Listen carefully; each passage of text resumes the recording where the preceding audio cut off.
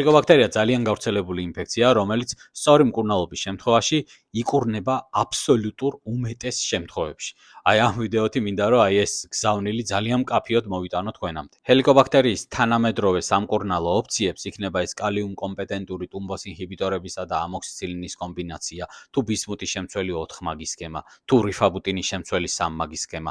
აქვს ძალიან მაღალი ეფექტურობა ჰელიკობაქტერიის საწინააღმდეგოდ. ისინი დაახლოებით 90% შემთხვევებში და მეტში არიან ასოცირებული ჰელიკობაქტერიის განკურნებასთან. მეცად გეტყვით, ჰელიკობაქტერია არათუ მარტივად იკურნება, თუ სწორად არის რეჟიმი დანიშნული, არამედ მისი ხელახლა ინფიცირება ხდება ძალიან იშვიათად. თუ ერთხელ გავანადგურებთ ჰელიკობაქტერიას, თავიდანვე შეიძლება ადამიანს დაემართოს, თუმცა არა უმეტეს 5%-ის. ანუ უხშირეს, აბსოლუტურ უხშირეს შემთხვევაში ჰელიკობაქტერიასთან შეხება შეიძლება ცხოვრების რაღაც ეტაპზე ქონდეს არაერთხელ, თუმცა ის თავიდან მას არ დაემართება. ჰელიკობაქტერიის მკურნალობის შედეგი, მკურნალობის დასრულებიდან მინიმუმ 4 კვირის მერე აუცილებლად უნდა შემაწყვდეს რაიმე ობიექტური კვლევის მეთოდით. იქნება ის ინვაზიური თუ არაინვაზიური კვლევის მეთოდი.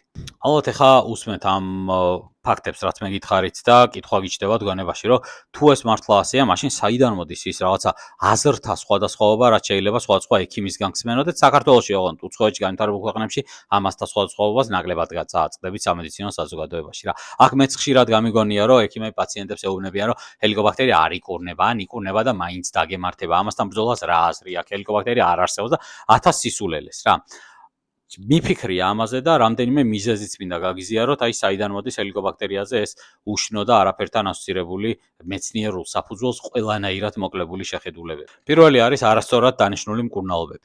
ჰელიკობაქტერიის მკურნალობა არ უნდა დაინიშნოს სუბიექტურად, რა ჰელიკობაქტერიის მკურნალობა გაწერილია, მისი დოზებიც გაწერილია და მკურნალობის სქემებიც და რეჟიმებიც გაწერილია. ექიმის საქმეა უბრალოდ გადაწყვიტოს შემდეგი რამ დასვას დიაგნოზი ვისთანაც აინტერესებს, არჩიოს დიაგნოსტირების მეთოდი და არჩიოს მკურნალობის რეჟიმი, რომელი სქემა შეურჩიოს სამკურნალოდ. ხოლო თუ აარჩევს რომელიმე მკურნალობის სქემას, იმის მერე ცვლილება ასე არ ხდება რა, ეს წინასწარ გაწერილია უკვე. მილიონობით ადამიანზეა გამოცდილი ეს ანტიბიოტიკები რა კომბინაციით და რა პროცენტულობით, რა კომბინაციით, რა პროცენტულობით ყურნავენ ჰელიკობაქტერიას. ასე რომ მთავარი ამ გაუგებრობის მიზეზი ჩემი აზრით მოდის არასწორად დანიშნული მკურნალობებიდან. ძალიან ცოტა მკურნალობა მინახავს, მართლა არ ვაბუქებ ამ სიტყვას, ამას შეიძლება მე რაღაცა პატარა გამოვაქვეყნოთ კიდევაც რაიმე სტატია, რაიმე კვლევა. ძალიან ცოტა მკურნალობა მინახავს, როდესაც სწორად არის დანიშნული ჰელიკობაქტერიაზე, სწორად არის ანტიბიოტიკების კომბინაცია შერჩეული და სწორად არის მკურნალობის ხანგრძლივობა დასახული.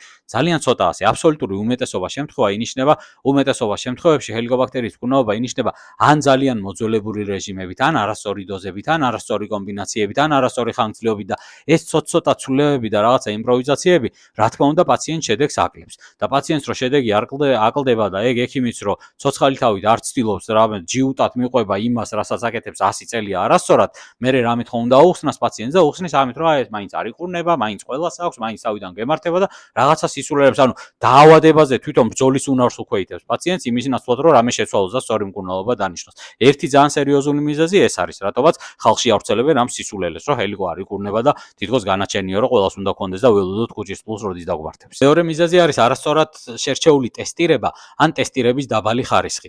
ეხლა ის რომ წიგში რო წავიკითხოთ ჰელიკობაქტერიის დიაგნოსტირება საკმაოდ მარტივია რა, თითქოს იქ ორი აზრი არ არსებობს, მაგრამ საქართველოში ჩვენს რეალურ პრაქტიკაში რაღაც მარტივი საკითხები შეიძლება გართულდეს. მაგალითად, ჰელიკობაქტერიის ტესტირების ზოგიერთ მეთოდს შეიძლება რატომღაც გაუგებარი მიზეზებით ჰიპერდიაგნოსტიკის დიდი რისკი ქონდეს რა. ამიტომ ეს თქვენმა ექიმმა უნდა აარჩიოს კარგად ჰელიკობაქტერია რა მეთოდით გატესტოს. ყველა მეთოდით გატესტილი ჰელიკობაქტერიაზე ვერ მოგცემს ინფორმაციას განიკურნა თუ არა.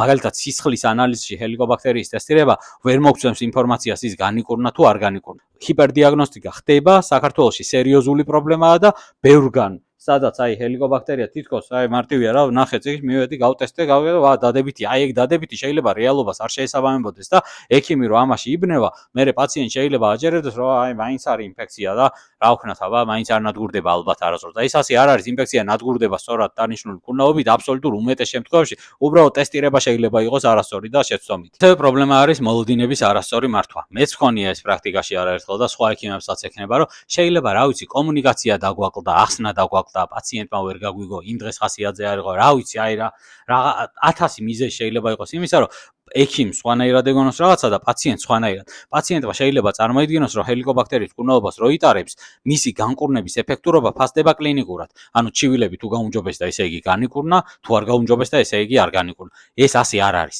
ტესტი მკურნალობის დამთავრებიდან მინიმუმ 4 კვირის მერე აუცილებლად უნდა ჩატარდეს რაიმე კვლევა ჰელიკობაქტერიის განკურნების შესახებ ობიექტური ინფორმაციის მოსაპოვებლად. სუბიექტურად თქვენი ჩივილი შეიძლება გამოწვეული იყოს სხვა ბევრი მიზეზით, დარღვეული კვებით, ჩფოთვით, კუჭის ნერვული სისტემის პრობლემით, მედიკამენტების გვერდით მოვლენით და ასე შემდეგ. ანუ სუბიექტურად კარგად ხართ, იდეალურად, უფრო ცუდად, იგივენაირად თუ როგორ ხართ, ამით ვერ გაიგებთ ჰელიკო განადგურდა თუ არა. ასე რომ პაციენტს თუ გული აუცრუდება მკურნალობის შემდგომ, რომ ჩივილები არ გაუმჯობესდება, ეს არ არის საფუძველი, რომ ტესტირება არ ჩაიტაროს. ტესტირება მაინც უნდა ჩაიტაროს, მაგრამ რომ ნახოს ჰელიკო განადგურდა თუ არა, იმიტომ რომ ეს დაეხმარება მე მაგ ჩივილების ანალიზი. თუ ჰელიკო განადგურებულია, მაშინ მის ჩივილებს ექიმი სხვანაირად გაშიფრავს, თუ ჰელიკო არ არის განადგურებული, მის ჩივილებს სხვანაირად გაშიფრავს მაშინ.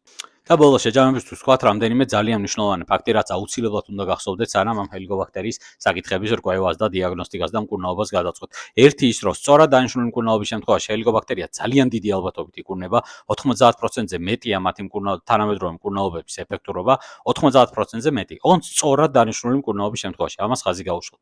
მეორე ის, რომ ჰელიკობაქტერიის განკურნების შანსები უფრო მაღალია პირველი მკურნალობის დროს, იმიტომ რომ თუ ჰელიკობაქტერიის მეათე მკურნალობას ვიტარებთ, თუნდაც სწორი იყოს, მანამდე რომ ბევრჯერ ცუდად არის ანტიბიოტიკები ნახმარი, ამან შეიძლება გაზარდოს ჰელიკობაქტერიის რეზისტენტობის შანსები და მერე სწორი მკურნალობითაც ვერ გაანადგუროთ. ამიტომ თავიდან დასაწყისშივე სწორ მკურნალობას აქვს ძალიან დიდი მნიშვნელობა და მესამე რაც მინდა გახსოვდეთ არის ის, რომ რეინფიცირება, ანუ განადგურება და თავიდან დამართნა უკიდურესი იშვიათობა არის, ასე რომ არ გეგონოთ, რომ ამასთან ბრძოლას აზრი არ აქვს. აქვს და თან როგორი აზრი აქვს რა, ჰელიკოს თუ გავანადგურებთ, მის დიდი ალბათობაა, უდიდესი ალბათობაა, რომ ის თავიდან აღარ დაგემართება. ჰელიკობაქტერიის მკურნალობის მერე შედეგი აუცილებლად მინიმუმ 4 კვირის მერე უნდა დამოწმდეს რაიმე ობიექტური კვლევის მეშვეობით, რომელსაც თქვენი ექიმი შეგირჩევთ.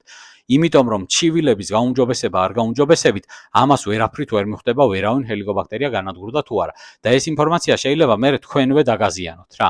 ჰელიკობაქტერია თუ განადგურდა თქვენ ჩივილებს ექიმი სხვანაირად მეუდგება, ჰელიკობაქტერია თუ არ განადგურდა თქვენ ჩივილებს სხვანაირად მართავს ექიმი. ასე რომ ის რომ მკურნალობის მერე ჩივილები არ გაუმჯობესდა, არ არის იმის მანიშნებელი, რომ ჰელიკობაქტერია ვერ განადგურდა. ამას სჭირდება ობიექტური კვლევის შედეგით დამოწმება.